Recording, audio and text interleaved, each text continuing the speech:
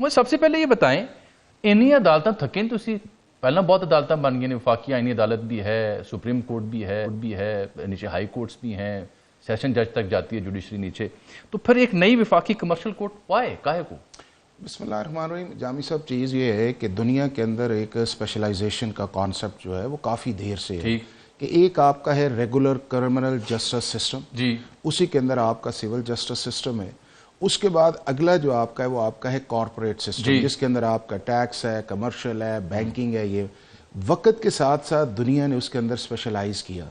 اب یہ ہے کہ میں آپ کو رسکی جس کا آپ نے کہا ہے 1772 کے اندر امریکہ نے سب سے پہلی دنیا کی کمرشل کورٹ بنائی 1772 کے اندر. ہمیں اب خیال ہے اس کے بعد یہ ہے کہ برطانیہ نے 1895 کے اندر جو ہے دنیا کی لنڈن کورٹ کمرشل کورٹ بنائی، جو آپ کی سب سے بڑی لنڈن آربیٹریشن ہے.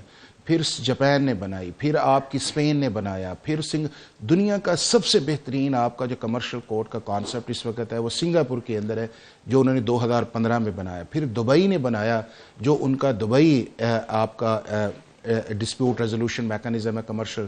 پھر ابو دھابی نے بنایا. دنیا کے 60 ممالک کے اندر جو ہے آپ کا کمرشل ڈسپیوٹس میکانزم جو ہے وہ نیا بنا ہے. جی عام دیکھنے والوں کو بتائیں، یہ عدالت بنانے کے لیے اس کا مطلب ہے نئی ترمیم چاہیے.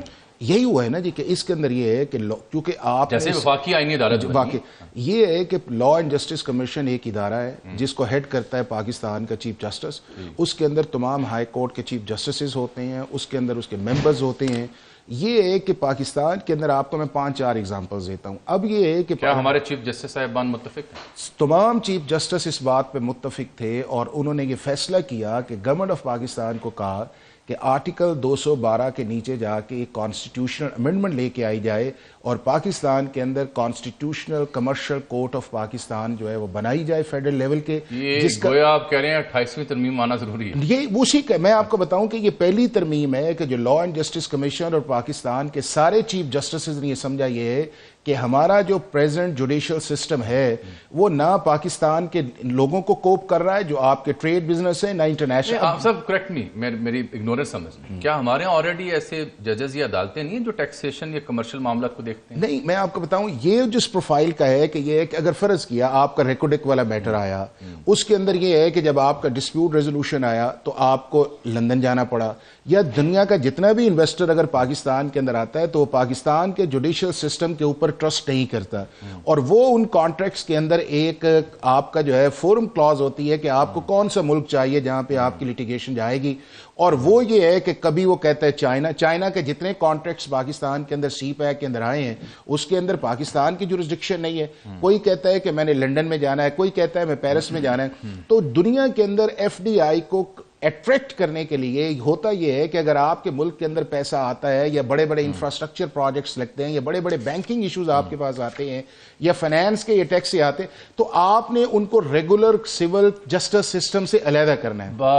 بزنس مین تاجر سرمایہ کار اس طرح سے اٹریکٹ نہیں ہو رہا، باہر جا رہے ہیں، پرابلم ہو رہی ہے، غیر ملکی سرمایہ کاری بھی نہیں آ رہی، اور شکایات اہم حلقوں کو لگائی جاتی ہیں ذمہ داروں کو کہ جناب یہاں پہ کمرشل سسٹم میں بڑے پرابلم ہیں، ہرڈلز بڑی ہیں.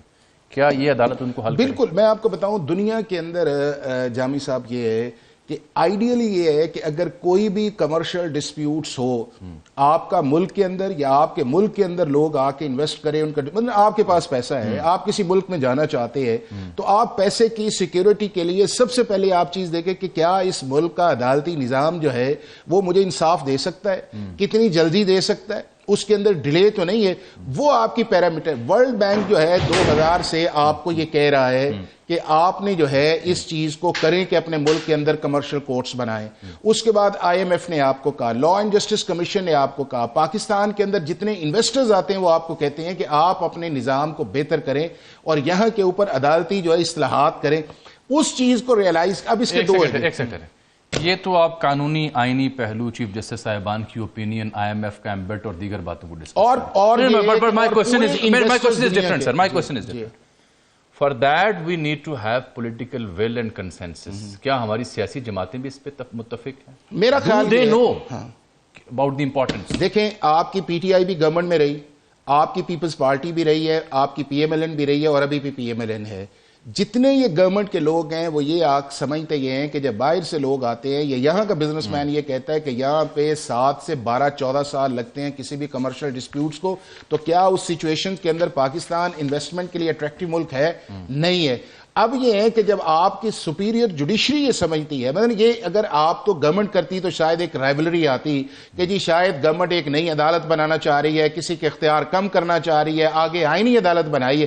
اگر پاکستان کے سارے chief justices headed by the chief justice ایک پرپوزل دیتے ہیں کہ ہمارے ملک کا یہ جو عدالتی نظام اس وقت چل رہا ہے، یہ پاکستان کے اندر انویسٹمنٹ کے اندر جو چیزیں پریورٹی پہ ہونی چاہیے ان کو کوپ نہیں کر رہا، یہ وہ نظام ایسا ہے کہ جس کے اندر انٹرنیشنل انویسٹر جو ہے اس امبریلا میں نہیں آ رہا، یہ وہ نظام ایسا ہے کہ جس کے اندر اگر پاکستان کے اندر بڑے پروجیکٹس نکلتے ہیں اس کی آؤٹسٹر جوریسڈکشن باہر نکل جاتی ہے۔ اس کے لیے ہمیں ایک وائبرنٹ کانسٹیٹیوشنل فورم چاہیے، اور یہ جو کانسٹیٹیوشنل فورم ہوگا اس کی 2 جورسڈکشن ہوگی۔ ایک جورسڈکشن یہ ہے کہ جو پاکستان کے اندر لوگ انویسٹمنٹ کریں گے بڑے بڑے، دوسرا یہ ہے کہ اگر باہر کے ممالک کے بھی لوگ سمجھتے ہیں کہ اس ملک کی یہ جو عدالت ہے وہ ایک اچھا کام کر رہی ہے تو آپ وہاں پہ بھی اس چیز کو کر سکتے ہیں۔ تو میں یہ سمجھتا ہوں کہ اگر پاکستان کی سپیریئر جوڈیشری اگر یہ سمجھتی ہے مناسب ہے تو اس کو گورنمنٹ آف پاکستان کو ایٹرلیس کر لینا چاہیے، اور یہ ڈیمانڈ جوڈیشری کی نہیں ہے، یہ ڈیمانڈ ہر وہ انویسٹر ہے جو پاکستان کے اندر آنا چاہ رہا ہے۔ تو آپ کے نظام کی پولیٹیکل ول کب تک اس میں بنتی ہے اور کوئی کنسنسس؟ میرا خیال ہے کنسنسس بھی ہوگا اور پولیٹیکل ول بھی ہے، اس کے اندر لا منسٹر بھی بیٹھا تھا، اور اس چلیں آج آپ تجزیے میں یہ خبر تو دے رہے ہیں کہ 28ویں ترمیم اب آنا لازم بالکل آنی چاہیے، اور یہ اسپیشلی صرف اس سے ریلیٹڈ آنی چاہیے، اس کے اندر دوسری چیزیں جو ہیں وہ نہیں ڈالنی چاہیے۔